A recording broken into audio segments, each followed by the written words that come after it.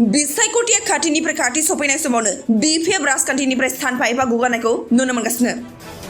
अदालगुरि तामुलपुर बाक्सा चिरां आरो क'क्राझाराव बायदि बायदि थावनिफोराव 2 नं कुसुगाव बियाबनि फानबारि गामिनि बिपिएफनि मददगिरिफोरा एम उखिल मुसाहारिनि नुजाथिनायाव इउपिपिएल हानजायाव जइन जायो।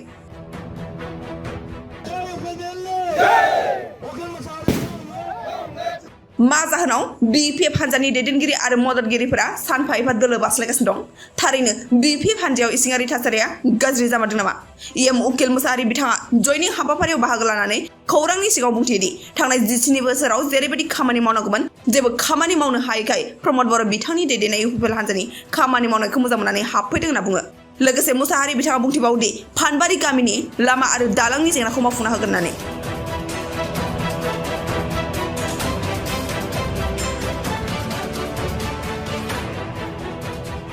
निउ फानबारियाव 20 बा 20 नखर बिपिएफनिमोन बिथांमोना जोंखौ लेंहरनानै दिनै जोंनि दोलोआव फैदों।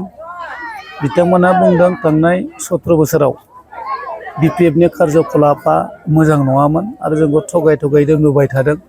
बेनिखायनो जों दिनै इउपिपिएलखौ नुबाय, प्रमद बर' बिथांनि खामानि मावनायखौ बिथांमोना मोजां मोननानै आरो जेबो जाखाला बिपिएफआव थानानै आरो इउपिपिएलआवनो थांसै होनना बिथांमोनानो ज' हाबफैदों। आरो जोङो इउपिपिएलनि जानानै बिथांमोनखौ बरायनानै लादों। बे निउ फानबारिल' नङा, फ्राय नैबे कয়েক दिनाव बेबायदि जयनिं हाबाफारिया जाबाय थादों। खारना बेनो जे जोंनि दोलो इउपिपिएलआ जे जोंनि सोरखारा जे मोजां खामानि मावदों, रायजो राजानि गासैखौबो जा हायो मावफुंदों, बेखौ नोजोर होनानै दिनै रायजो राजाफ्रा गावनि गोसोयैनो इउपिपिएलआव हाबनायनि हाबाफारिया जाबाय थादों। आङो नैबे कয়েক दिनाव आरो दंबावो जयनिं गाबोनबो दङ। फ्राय दिनाव 3-4 जयनिंआ जाबाय थादों। दा ओंखायनो आङो खावलायबावगोन, गोनो गोथो जाना लाब गैया। सोरबाफोर दङबा फै, ज' मावगोन।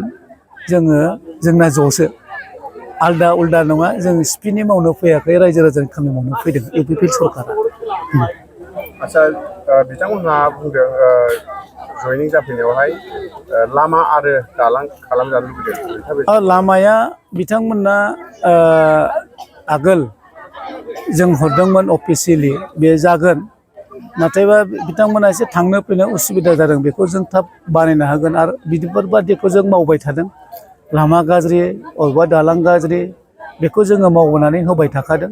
बिथांमोनाव एसे खिलिमिलिखाय बिथांमोना जोंजों मोगा मोगि जानानै बुंनो हायैलाय दिनै ज' फैनानै मोगा मोगि बुंबाय जे दालाङा समस्या, लामा समस्या। दा बेखौ जोङो थाबैनो मावनानै होगोन। दिनैसिमाव जोङो बिपिएफआवनो जोङो दङमोन आरो बिपिएफ हिसाबै जोङो गोबां गोख्रों रल लानानै जोङो खामानिबो जों मावबोदोंमोन। नाथाय फैयै फैयै दानि जे परिस्थिति, बे परिस्थितिखौ नायनानै दिनै जोङो सानदों जों जे दोलोआव जोङो दिनैसिमाव जोङो दङमोन, बे दोलोआव थानानै जोंहा मुंबो जानाय नंला।